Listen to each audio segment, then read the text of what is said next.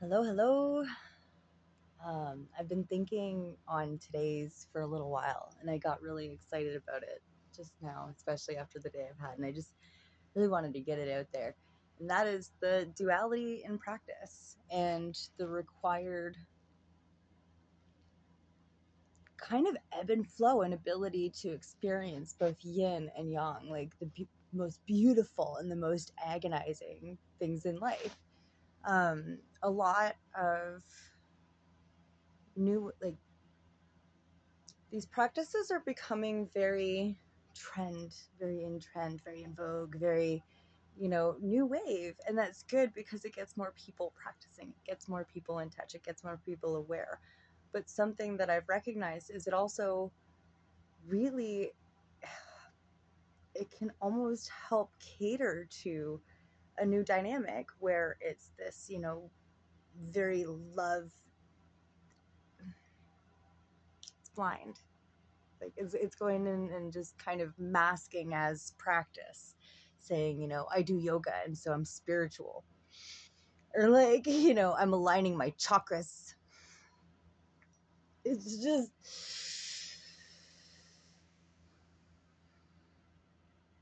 I understand we all begin somewhere, and we usually begin with that wanting for love because we all desperately need love. We all want that ability to connect and to know and to experience love. And so whenever we come into this path, which does feel very light, very beautiful, very, very vibrant compared to what the, like, we'd known before, you take your first rounds of breath work, like doing Sufi breath, and just like it, you sink into something long enough and it truly does. If you feel it body wide, you feel it on a soul level, and that brings you to such places of euphoria. And not always, of course. Some place that leads you to a very deep, it brings you to depths that you're not used to seeing. A lot of people will embody the practice, but they'll only want to embody or hold on to the good part. And that's a very common thing in practice, regardless of what level you're at. Our ego does not want us just letting go of things that feel good. You know what I mean? Like, we got to get what we can in this fucking shit pit. Sorry, there's going to be some good swearing in this one. But it's all necessary. Like, it is all necessary, the good and the bad. The bad is something that I feel we innately kind of run from. We don't want to sit in a posture that hurts. We don't want to be in a position that makes us uncomfortable. And I think uncomfortable is a pretty general, just kind of blanket term for everything. Like, in practice, in self, in day to day, in talking, in conversation, when doing this. I'm uncomfortable doing these things, but I enjoy the deeper levels that I can kind of reach and just sharing aimlessly. Um, I feel like I got a little carried away with that. So I'll take it back to the basics. Lately, I have been experiencing some really deep and really beautiful practice. I want to say right now, like some of my deepest, but I don't know that. I don't know that. It's been beautiful. It's been painful. And it's also put a lot of my self, my identity, my abilities, my everything that I believe myself to be in question, and not in any bad sort of way, but in a way that it's really supported. It's like, hey, do you know you're this fucking like incredible human? And I'm like, kind of. A little bit. Like, I try really hard to just consciously make the choices to be a better person every day. And so I hope that inevitably that and eventually that would change, and that would transform me into this person that I would really like to be with and to have support me whenever I'm going through those heavy things. And I like to think, for the most part, I'm able to show up for my people in those ways, but not always. And today was one of those days where it was just like, I the morning was beautiful. Me and my daughter was even saying, she's like, I love our mornings together because we sing, we have fun, like we make breakfast, and she even helps me make breakfast some days. And it's just like, we have a routine, like we have this whole, it's great, it's fun, like that starts our day so fresh and so good, and it's just it flows. And And after I drop her off at school, I go to the gym and I have my couple hours there where I flow, I beast, like I start with my stretches, I move into like more body weight movement and like core cardio, and then I move into my anything weights. And today I was really excited to get into those weights and like to get into that headspace, because I've had so much building up. And yesterday I kind of broke out of my routine and I didn't go to the gym, and I ended up having a fucking diabetic episode. I spiked. I've been doing so good. So good. And so like eventually you get cocky because it's like, oh yeah, life is all just roses. It's great. It's, you know, things are going well, and it's good to focus on the things going well as they're going well. But we got to remember why we do the things that keep us well. And yesterday it was just the funniest thing. My daughter and I, we went to my dad's to do some laundry. We went and got coffee, and I got a more sugary coffee than I usually do. So again, I got cocky. I stopped for even just those 2 minutes. I stopped paying attention. I stopped caring. And slowly, so whenever your sugars spike as a diabetic, you don't feel it as you're taking it in.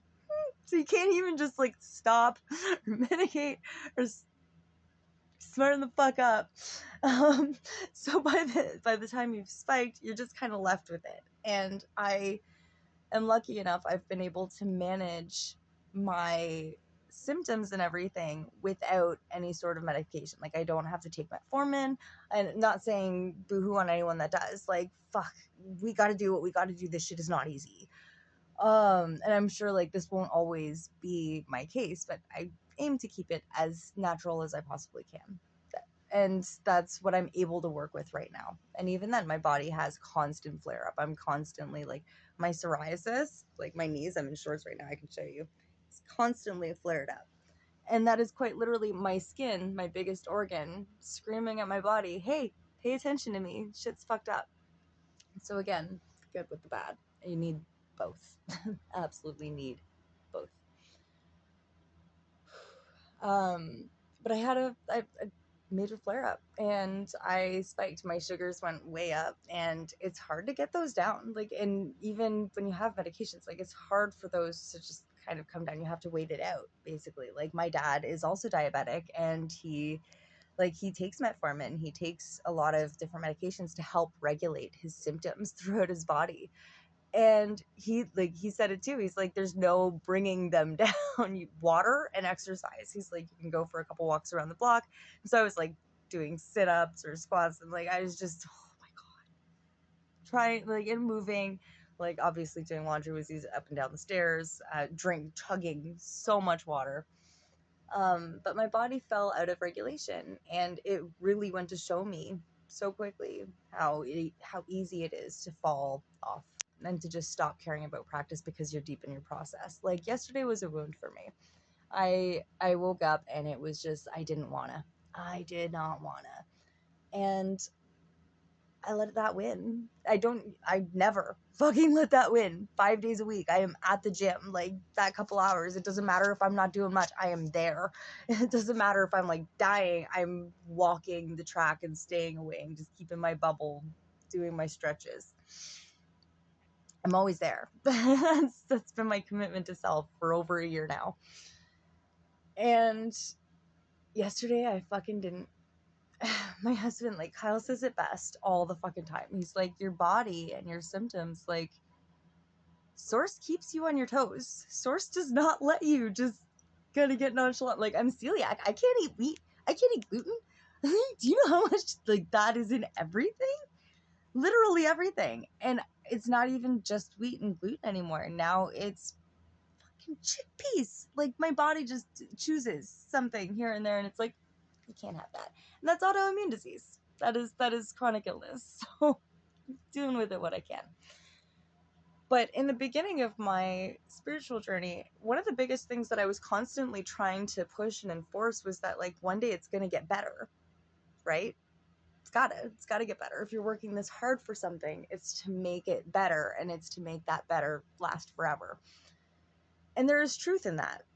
So much of my ability, both physical, mentally, emotionally, spiritually, energetically, all of that stems from the changes that I've made and stuck to over the years, the practices that I've developed for myself that work for me. Every single aspect of that though was overcoming something really, really challenging to let go of. Sometimes that's emotion, sometimes that's energy, sometimes that's an attachment, like something I'm really addicted to. And like addiction in and of itself is such a huge, like, and you can be addicted to things that aren't drug or aren't influencing. Fear, media, social media, YouTube, this right here. Like you could be addicted to that. And that could be a governing force that rules so many things in your life. And that's not to say that every addiction is a bad addiction. You know, it's what you make of it. And that's why my daughter's name is literally Temperance. It's moderation, everything in moderation. And that's what Source is constantly reminding me of, especially through my body, through my vessel. Like my vessel has been put through a lot. And I still test that. I still test the boundaries of that, but now I test those in healthier ways. And one of the healthiest ways that I can test that is accountability and like absolute authenticity for myself. And that's not for anybody else. Like I can't keep up the show for everybody else and be like, oh yeah, I want you to think I'm this, because I'm so busy fucking trying to keep this thing going, this thing alive. It's not always an easy task, but the most the most lasting change has come from constant conscious practice. And that's facing the ugly days too. That's facing the days you don't want to either. And yesterday I thought of it so many times. I'm like, my whole body feels off. Like I want to be moving. I want to, you know, and I almost like punished myself by sitting all day and crochet. And like my stretches, even like usually I'll get up and I'll stretch and I'll deep flow and like kind of move my body, because emotion is quite literally energy in motion. Like if you're not moving, it gets stuck. And so yesterday was a day of self-sabotage, and I got to see immediately what the consequence of that is again. And something that I got talking on a little while ago, and I know it became a topic of interest, was that toxic positivity. Today, out of nowhere, like I should have offered love. I should have offered compassion. And I wanted to so badly in this moment offer compassion to my daughter, who I had to pick up early from school because she had a personal issue. Anyway, in a moment where she really needed just someone and that peace and that space, all I could offer was anger and just reaction, because I got pulled away from my gym time, my self time. And I was so upset by that. Even though now, clearly, it doesn't matter at all. I just got back from the gym. I dropped her off at home, went back to the gym, and I ended up finishing anyways. The appointment that I had for today ended up not working out anyway. And so I literally have all this time. Anyway, her and I were able to have a very good, very conscious chat about that, and about like just me fully and fiercely apologizing, because first of all, that was not fucking nice. I was an asshole today to a couple people. Mind you, I didn't talk to anybody else at the gym when I went back the second time because I just know better. I talked to Mama Joy, but she's different. She gets it. But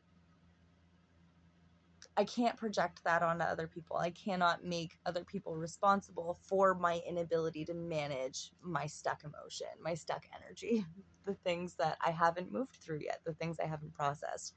And so whenever I went back to the gym today, I got to move more consciously, even if that was very like and like aggressive. I don't get angry often, but today was like I get flustered. I get overstimulated very often. I do get angry and I get overwhelmed so fucking easily. But to be fueled by rage, that just doesn't happen within me very often anymore. And like I'm nowhere near my cycle. That's not, you know what I mean? Sure, it's the moon, it's the body, it's the energy, it's all of it. But right now, today, that's what I was fucking feeling. That was and the only way through it was through it. And that's something that I really wanted to kind of highlight today and share. The only way out is in. The ugly is not bad. It's just ugly. It's just messy.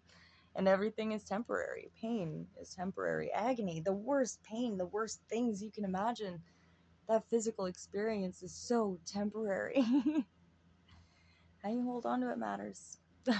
How you move through it matters. Motion. Energy in motion.